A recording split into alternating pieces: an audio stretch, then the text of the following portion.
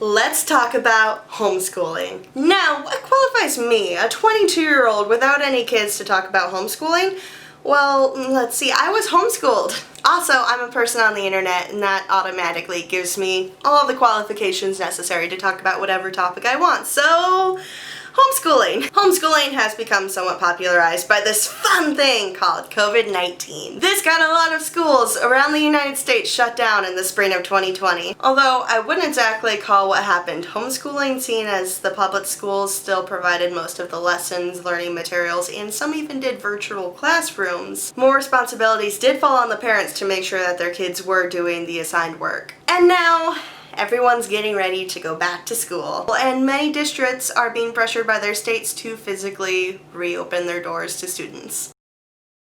Of course, homeschooling can be such a big decision, and most kids come out on the other side of the coronavirus okay, so why homeschool? So aside from the obvious issue that we're facing right now in the year that is 2020, the most common reasons why families homeschool include things such as not trusting the public education system, having concern for the environment of the local public schools. This can include factors such as bullying or drug use in the school, or just the desire of the parents to provide their kids with a particular religious or moral instruction. Of course, these are not the only reasons why people decide to homeschool their kids. Some families move a lot, some families just like to travel, some people believe that life should be learned through experiences rather than, having your nose in a book all the time. And still others just like the closeness that comes from being able to homeschool their children. And of course, I know there are plenty of parents out there that just don't have a choice. Life is busy, you work jobs, you don't have time or resources available to you to be able to homeschool your kid. I totally get it. However,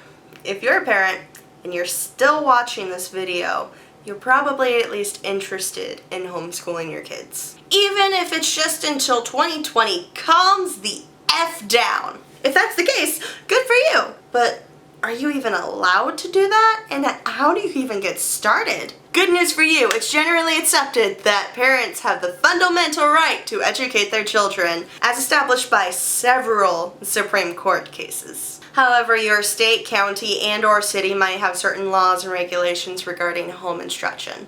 Some states, like Missouri, where I was homeschooled, are very lax. A student is only required to take 1,000 hours of learning instruction, and of those, 600 have to be in certain core subjects such as math and reading. You're not required to submit any records, however, it is encouraged that you keep records just in case it is requested, because it can be requested. Other states, like New York, require that you submit a notice of intent.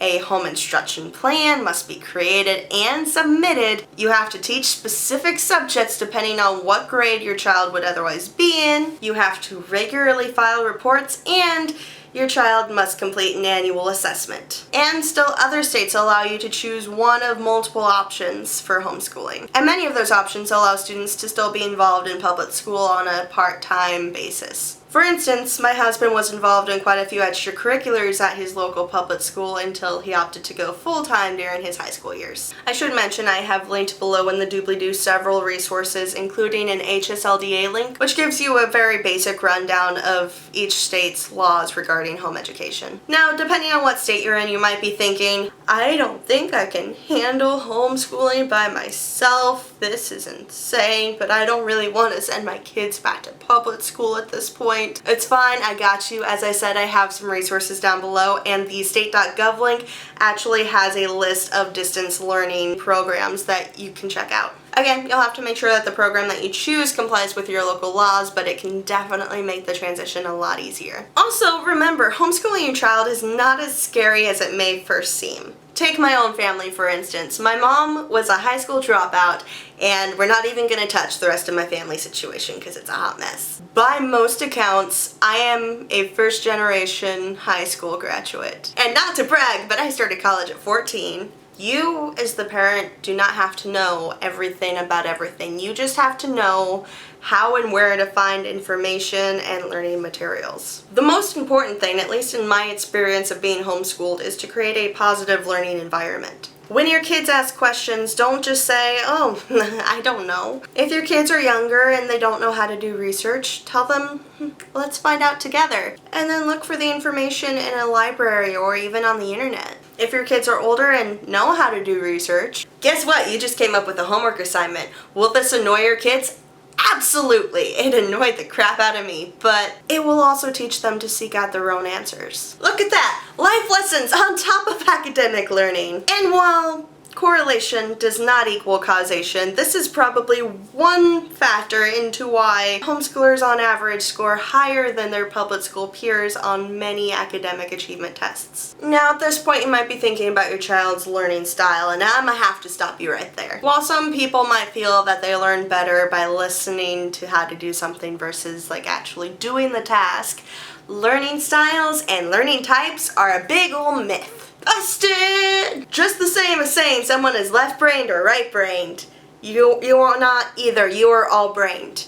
All of your brain is used. So, learning styles out. However, it can be beneficial to teach your child through multiple avenues. Have them read about a topic. Talk with them about it. And then, if you're able, do something with the information. For instance, when I was learning about electricity, my parents and I actually made light bulbs. Yes, I do have a resource on how to make light bulbs down in the doobly-doo below. The more information is repeated and applied, the more likely it is to stick. Beyond this, it can also be beneficial to have conversations with your kids about how they think, how they process information, how they learn. So beyond having your child make a baking soda and vinegar volcano, how do you teach them? Well, it depends on where you are and what you have handy. For many, the easiest place to start is going to be the public library. Take advantage of your librarians. They will love to be able to help you find new information. Just don't be a Karen. Can't access a public library, or you know that you're not going to be able to return books in good condition, that's fine. There are tons of textbooks available online. Just search for the grade that your kid is in and the subject that you want to focus on, and you will get tons of resources. If your kids are older and maybe more interested in learning about specific things, great place to start would be Very Short Introductions published by Oxford University. Otherwise, you can always look for curriculum specifically for homeschoolers. Again, resources down below. My mom bought me textbooks and basically just told me, hey, do the work that's in the textbook. If you have any questions, I'm over here. I think she only ever sat with me through part of my first year of being homeschooled, and then it was just like, you got this. Go. Of course, I came into homeschooling already with a love of reading, even if that reading was sometimes a little bit boring. So, reading. How do you get your kids to read? That could be a video all on its own. But the easiest way to do it is to let your kids pick out the books that they want to read. So my mom had me take a reading class, which was required in Missouri anyways, and for this reading class she let me pick whatever I wanted to read. When I was younger, that was mostly R.L. Stine and Babysitter's Club, and then it turned into John Green and Twilight, and now I'm a weirdo with an English degree who reads for fun. But then, after I finished a book, she would have me write a book report, which did a couple of things. One, it made sure that I paid attention to the book, but also it made sure that I understood and retained what I read. Maybe your kids are only interested in books that include vampires. That's fine, there are tons of books with vampires out there. Maybe your kids are only interested in comic books or manga or graphic novels.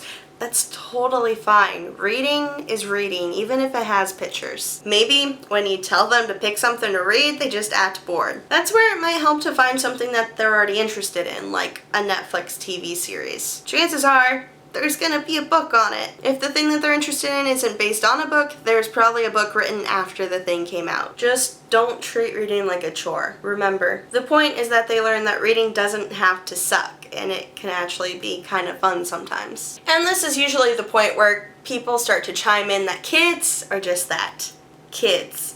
They need to socialize. Socialization is very important in their development. Yada, yada, yada. Yes, you should keep your kids socialized while they're homeschooled. Of course, the pandemic kind of makes that difficult, but there are such a thing as homeschool communities. If your family goes to church, there's also youth groups. Beyond that, there are scout programs like Girl Scouts and Boy Scouts. There's also 4-H programs. And again, depending on what state you're in, you might be able to still be involved in some extracurriculars at the local public school. Socialization is very rarely an issue for homeschool kids, and actually, a lot of homeschool kids end up talking to more adults, so then they become, more mature and understanding of how adult society works. See, when done correctly, homeschooling can be very beneficial, not just to your kids, but to your whole family unit. Just remember that no matter how strict or lax your local state is on the laws and regulations regarding home education, this is not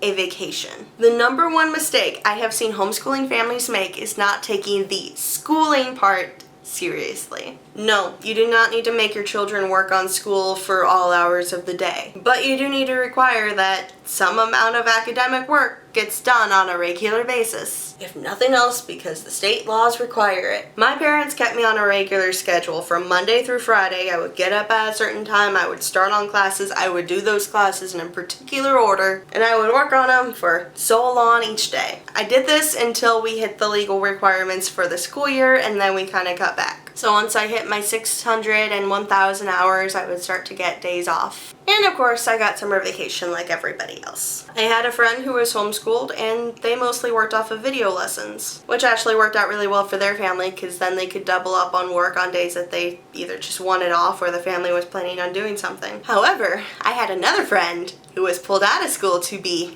homeschooled. Yeah, her family didn't actually homeschool her. She wasn't required to do very much schoolwork. She bragged to me about how little she actually had to do.